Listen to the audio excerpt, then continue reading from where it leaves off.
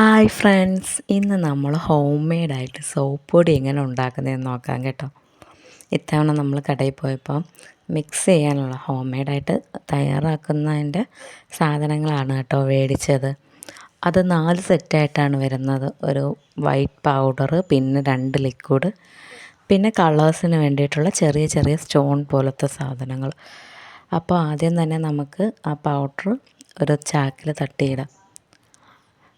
നല്ലതുപോലെ തരിയൊക്കെ ഉണ്ടെങ്കിൽ നല്ലതുപോലെ ഉടച്ചതിന് ശേഷം ഒരു തരി പോലും ഇല്ലാതെ നമ്മൾ മിക്സ് ചെയ്യേണ്ടത്. ഇതിപ്പോൾ കുറച്ച് ദിവസമായി വാങ്ങിച്ച് വെച്ചിട്ട് 1 മാസത്തോളം അടുപ്പിച്ചായി. നമുക്ക് വീട്ടിൽ സോപ്പ് പൊടി ഉണ്ടായതുകൊണ്ട് ഇത് എടുക്കാഞ്ഞതാണ്.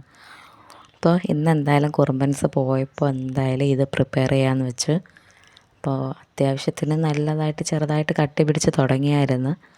ആദ്യം നമ്മൾ അതെല്ലാം ഉടച്ചെടുത്ത് കേട്ടോ, എങ്കിൽ മാത്രമേ നമ്മുടെ ലിക്വിഡ് ഒഴിക്കാൻ പറ്റത്തുള്ളൂ. ഇത് ചെറിയൊരു സ്മെല്ലൊക്കെ ഉണ്ട് കെമിക്കലിൻ്റെ, അതുകൊണ്ട് ഗ്ലൗസും മാസ്കും ഒക്കെ ഇട്ടിട്ട് വേണം ഇത് പ്രിപ്പയർ ചെയ്യാൻ.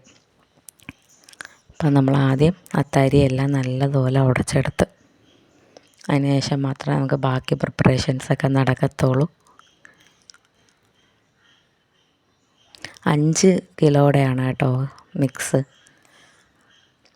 നമുക്കിതിൻ്റെ കൂടെ ഒരു ലിക്വിഡും പിന്നെ മണത്തിന് വേണ്ടിയിട്ടുള്ളൊരു ചെറിയൊരു ലിക്വിഡ് കിട്ടും.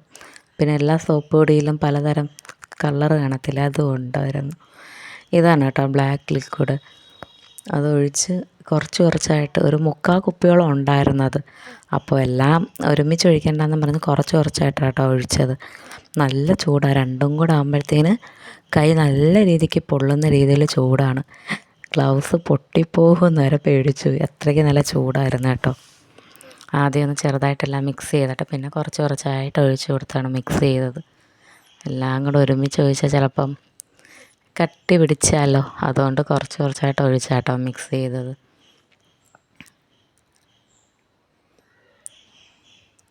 എല്ലായിടത്തും പറ്റണ്ടേ, അങ്ങനെ മാവൊക്കെ കുഴയ്ക്കുന്ന കണക്ക് നല്ലപോലെ കുഴയ്ക്കുന്നുണ്ട്. കുഴയത്തില്ല, എല്ലായിടത്തും മിക്സ് ആകത്തതേ ഉള്ളൂ. നമ്മുടെ ആ കുപ്പി ഫുള്ളായിട്ട് ഒഴിക്കണം, എന്നാലേ ഇതിന് പറയുന്ന ആ രീതിയിൽ വരത്തുള്ളൂ. കറക്റ്റ് അളവിലല്ലേ എല്ലാം തരുന്നത്, പൗഡറായാലും ലിക്വിഡായാലും. അപ്പം അത്യാവശ്യം പുട്ടിൻ്റെ പൊടികളൊക്കെ ആയിട്ടുണ്ടല്ലേ, നല്ല രീതിക്ക് തന്നെ നമ്മൾ മിക്സ് ചെയ്തെടുത്തിട്ടുണ്ട്. പിന്നെ ഇതിൻ്റെ മെയിൻ ഇതെന്ന് പറഞ്ഞാൽ നമ്മൾ ഇത് മിക്സ് ചെയ്തിട്ട് 1/2 മണിക്കൂറോളം നമ്മൾ വെയിലത്ത് വെക്കണം. നമ്മളിത് ചെയ്യാൻ തുടങ്ങിയത് 2:30 ആവാറായപ്പോഴാണ്. ഒരു 1/2 മണിക്കൂറോളം വെയിലത്ത് വെച്ച് ഇതൊന്ന് സെറ്റാവണം. തരിയൊന്നും ഇല്ലാതെ അത്യാവശ്യം ചെറിയ ചൂട് കൊടുക്കണം, എങ്കിൽ മാത്രമേ നമുക്ക് ബാക്കി ഐറ്റംസൊക്കെ ആഡ് ചെയ്യാൻ പറ്റത്തുള്ളൂ. നല്ലപോലെ മിക്സൊക്കെ ചെയ്ത് നമ്മൾ വെയിലത്ത് വെക്കാനുള്ള ഒരുക്കം കേട്ടോ.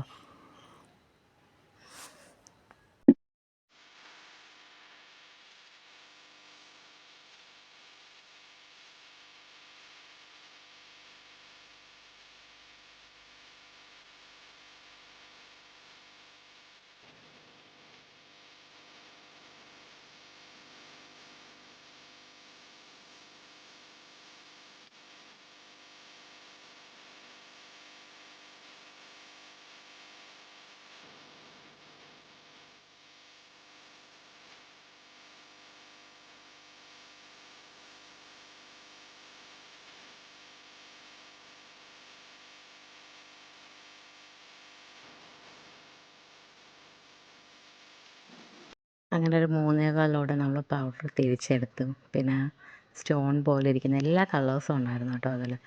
അത് തട്ടിയിട്ടിട്ട് പിന്നെ അത് മിക്സ് ചെയ്യാൻ തുടങ്ങി.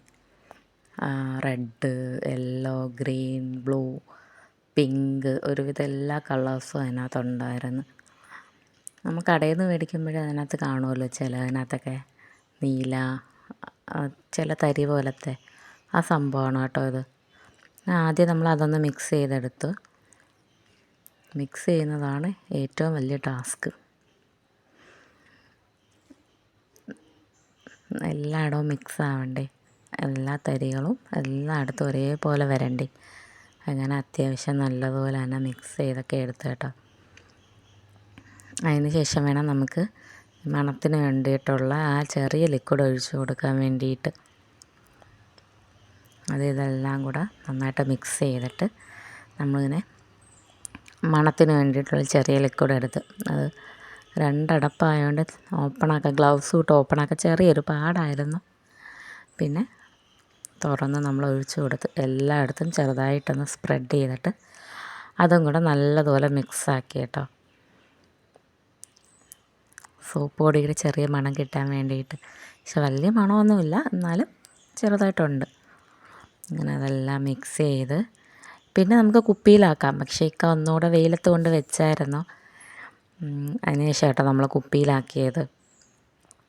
വീട്ടിലെ യൂസിന് വേണ്ടി നമ്മൾ കുറച്ച് മാത്രമേ കുപ്പിയിൽ യൂസ് ചെയ്യാൻ വേണ്ടിയിട്ടുള്ള കുപ്പിയിൽ കുറച്ച് മാത്രമേ എടുത്ത് വെച്ചോളൂ. ബാക്കി വേറെ കുപ്പിയിലാക്കാൻ വേണ്ടിയിട്ട്. ചിലപ്പോൾ നനവ് വല്ലതും വെച്ച് എല്ലാം കൂടെ കട്ടിയായി പോയാലോ, അതുകൊണ്ട് കുറച്ച് മാത്രമേ എടുത്തിട്ടുള്ളൂ. പിന്നെ പതയുണ്ടോയെന്ന് അറിയണ്ടേ, ബക്കറ്റിലിട്ട് വെള്ളമൊക്കെ വെച്ച് ടെസ്റ്റൊക്കെ ചെയ്ത് നോക്കി കേട്ടോ. അത്യാവശ്യം നല്ല പതയുണ്ട്, അഴുക്കും പോകുന്നുണ്ട്. അപ്പോൾ ഇന്നത്തെ വീഡിയോ ഇത്രയേ ഉള്ളൂ. Okay, by.